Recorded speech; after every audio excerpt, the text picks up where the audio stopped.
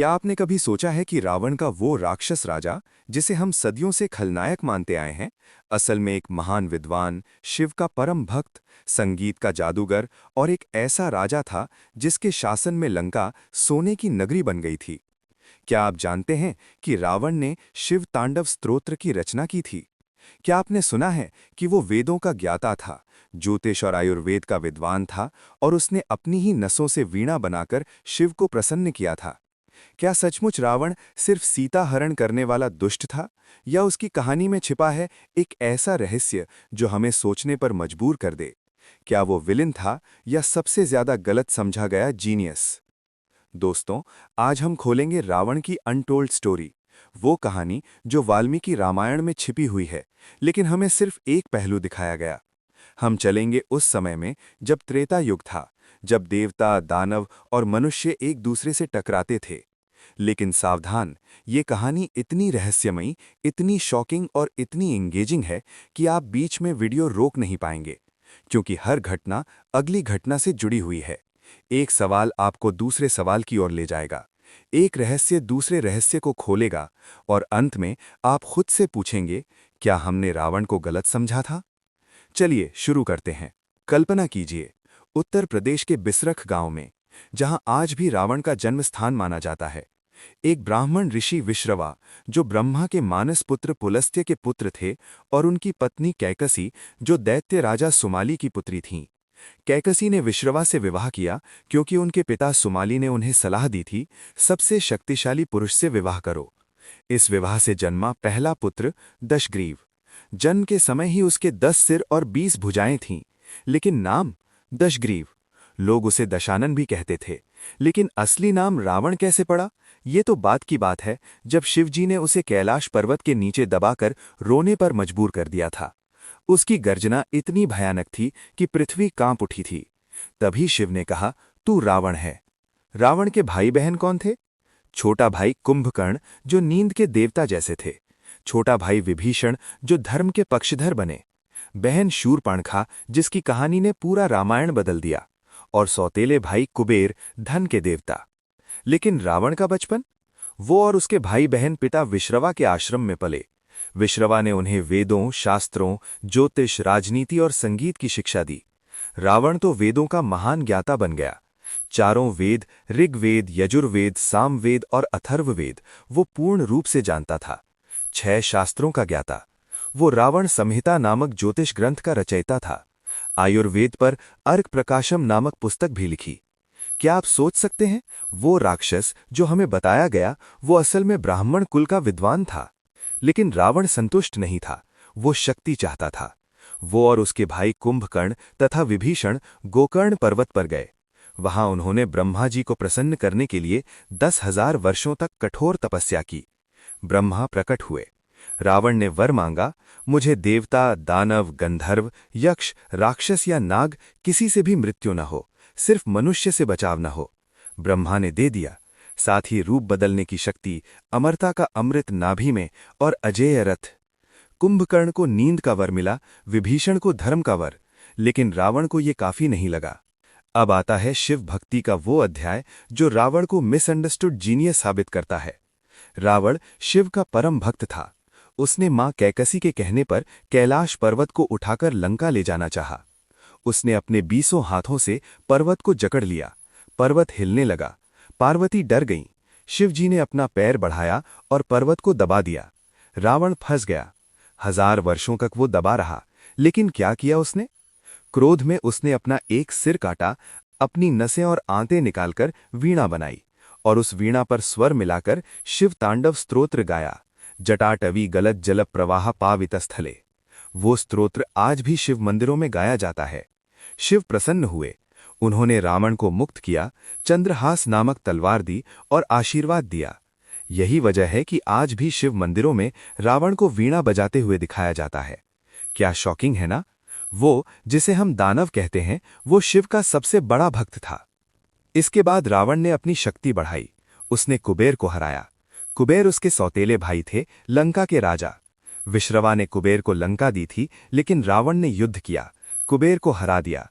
पुष्पक विमान छीन लिया, वो उड़ने वाला विमान जो आज के विमान का प्रोटोटाइप माना जाता है। लंका अब रावण की हो गई। विश्रवा ने कुबेर को सलाह दी कि छोड़ दो, रावण शक्तिशाली है। लंका स्वर्ण नगरी बन गई। रावण ने वहां का शासन इतना उत्तम किया कि लंका देवताओं की भी ईर्ष्या का विषय बन गई। वहां सोने के महल, उन्नत बागान, वैज्ञानिक चमत्कार सब था। रावण ने तीनों लोकों पर विजय पाई। उसने देवताओं को भी पराजित किया, लेकिन वो क्रूर नहीं था, वो एक केपेबल रूलर था। उसकी सेना में महान योद्धा थे, मेघनाद, इंद्रजीत, अतिकाय, कुंभकर्ण। उसके मंत्री विद्वान थे। अब सोचिए, लंका में रावण का जीवन। वो राजसभा में वेदों की चर्चा करता, ज्योतिष गणना करता, संगीत सुनाता। उसने रुद्र वीणा का आविष्कार किया, या कम से कम उस पर महारत हासिल की। वो संगीत का जादूगर था, लेकिन उसकी महत्वाकांक्षा बढ़ती गई। उसने निवात कवच दानवों से माया विद्या सीखी। उसने कई युद्ध लड़े, कई राज्यों पर कब्जा किया, लेकिन एक घटना ने सब बदल दिया। पंचवटी वन में राम, लक्ष्मण और सीता रह रहे थे। शूर्पणखा, रावण की बहन, वहां पहुंची। राम और लक्ष्मण की सुंदरता देखकर वो मोहित हो गई। उसने राम से विवाह का प्रस्ताव रखा, लेकिन राम ने मना कर दिया। लक्ष्मण ने उसे डांटा। शूर्पणखा ने सीता पर हमला किया। लक्ष्मण ने उसकी नाक और कान काट दिए। खून से लथपथ शूर्पणखा लंका पहुंची। उसने रावण से कहा, भाई, राम और लक्ष्मण ने मुझे अपमानित किया, और उनकी पत्नी सीता इतनी सुंदर है कि वो लंका की रानी बनने लायक है। क्या रावण ने सिर्फ बदला लेने के लिए सीता का अपहरण किया, या उसमें वासना भी थी? रामायण कहती है कि शूर्पणखा ने सीता की सुंदरता का वर्णन किया और रावण को लोभ हो गया। लेकिन याद रखिए, रावण पर एक शाप था, नलकूबर का शाप। रावण ने पहले रंभा अप्सरा पर बलात्कार किया था, जो उसकी पुत्रवधू थी। नलकूबर ने शाप दिया कि बिना सहमति किसी स्त्री को छूने पर उसका सिर फट जाएगा। इसलिए रावण ने सीता को जबरदस्ती नहीं छुआ। उसने मारीच को सोने के हिरण का रूप देकर भेजा। राम हिरण का पीछा करने गए, लक्ष्मण सीता की रक्षा के लिए गए। रावण ब्राह्मण का वेश बनाकर आया। सीता ने लक्ष्मण रेखा पार की और रावण ने उन्हें उठाकर पुष्पक विमान में लंका ले गया। जटायु ने रोका, लेकिन रावण ने उनका पंख काट दिया। लंका पहुंचकर रावण ने सीता को अशोक वाटिका में रखा। वो उन्हें समझाता रहा, मेरी रानी बन जाओ, लेकिन सीता ने इनकार कर दिया। रावण ने उन्हें 1 साल का समय दिया। वो कभी जबरदस्ती नहीं किया। क्या ये विलन जैसा व्यवहार है, या एक विद्वान राजा का सम्मान? अब आता है महायुद्ध। राम ने सुग्रीव से मदद मांगी। हनुमान ने लंका जाकर सीता का पता लगाया, लंका जलाई। राम सेतु बना। युद्ध शुरू हुआ। रावण के पुत्र इंद्रजीत ने लक्ष्मण को बाण मारा। हनुमान संजीवनी लाए। कुंभकर्ण जागा, लेकिन राम ने उसे मार दिया। रावण ने खुद युद्ध किया। कई दिनों तक द्वंद्व युद्ध चला। राम ने अगस्त्य ऋषि से ब्रह्मास्त्र सीखा। विभीषण ने बताया, रावण के अमृत नाभि में है। राम ने नाभि पर प्रहार किया। रावण गिर पड़ा। रावण की मृत्यु के बाद क्या हुआ? राम ने कहा, विभीषण, शत्रुता मृत्यु के साथ खत्म हो जाती है। रावण अब तुम्हारे भाई की तरह मेरे भी भाई हैं। उनका राजकीय अंतिम संस्कार करो। राम ने खुद रावण के अंतिम संस्कार की व्यवस्था की। क्या शॉकिंग है! वो जिसे विलेन कहते हैं, उसका सम्मान राम ने किया। रावण के अंतिम क्षणों में कुछ कथाएं कहती हैं कि उन्होंने लक्ष्मण को राजनीति, कूटनीति, राज्य शासन की शिक्षा दी। उन्होंने कहा, शत्रु को कभी कम न आंकना, मंत्रियों का सम्मान करना, ज्योतिष जानना। हालांकि वाल्मीकि रामायण में ये स्पष्ट नहीं, लेकिन परंपराएं इसे याद रखती हैं। रावण जानते थे कि राम विष्णु के अवतार हैं। वो मोक्ष प्राप्त करना चाहते थे। अब अंत में सवाल, रावण विलेन था या मिसअंडरस्टूड जीनियस? वो विद्वान था, भक्त था, संगीतज्ञ था, उत्तम शासक था, लेकिन उसकी अहंकार ने उसे गिरा दिया। सीता हरण उसकी भूल थी, लेकिन उस भूल ने हमें रामायण दिया। बिना रावण के राम की महिमा कैसे चमकती? दोस्तों, रावण की कहानी हमें सिखाती है, कोई भी सिर्फ अच्छा या बुरा नहीं होता, वो जटिल है।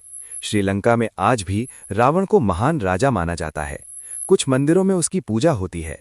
हमारी संस्कृति में वो हमें याद दिलाता है कि ज्ञान, भक्ति और शक्ति का संतुलन जरूरी है। क्या आप अब भी उसे सिर्फ खलनायक कहेंगे, या सोचेंगे वो सबसे मिसअंडरस्टूड जीनियस था? ये थी रावण की अनटोल्ड स्टोरी।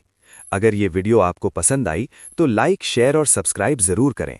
कमेंट में बताएं आप रावण को कैसे देखते हैं।